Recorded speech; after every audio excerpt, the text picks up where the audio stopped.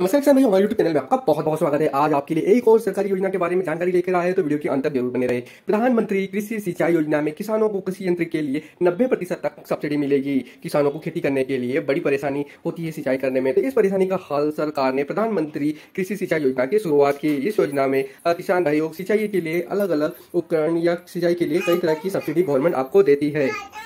किसान भाइयों, देश में किसानों के लिए भारत सरकार कई बेहतरीन योजनाएं बनाती है ताकि किसानों को खेती व अन्य कई जरूरी कार्यों में परेशानी का सामना न करना पड़े। इस क्रम में सरकार ने किसानों के लिए प्रधानमंत्री कृषि सिंचाई योजना बनाई, जिसमें किसानों को खेती करने के लिए कृषि यंत्रों पर अच्छी सब्सिडी दी जाती है।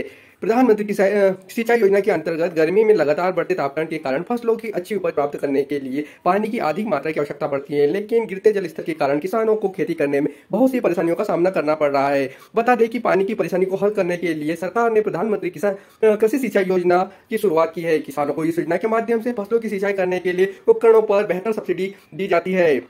कृषि सिंचाई यंत्रों पर 90% तक सब्सिडी। सरकार की इस योजना में अलग अलग राज्यों के किसानों को भिन्न भिन्न सब्सिडी दी जाती है। देखा जाए तो बिहार और उत्तर प्रदेश के किसानों को इस योजना के द्वारा कृषि यंत्रों पर 90% तक सब्सिडी दी जाती है और यह वहीं सीमांत किसानों को 80% तक सब्सिडी दी जाती है। छत्तीसगढ़ राज्य के किसानों को यह सब्सिडी 75% तक दी जाती है, जिसमें किसानों को ड्रिप और स्प्रिंकलर सिंचाई यंत्र उपलब्ध कराए जाते हैं। अधिक जानकारी के लिए बता दें कि इस योजना में ड्रिप सिंचाई के लिए लगभग 26 लाख रुपए तय किए गए हैं और वहीं स्प्रिंकलर सिंचाई के लिए करीब 55 लाख रुपए तक का अनुदान निर्धारित किया गया है। इसके अलावा इस योजना के अंतर्गत किसानों को 12% तक जीएसटी भी देना होगा।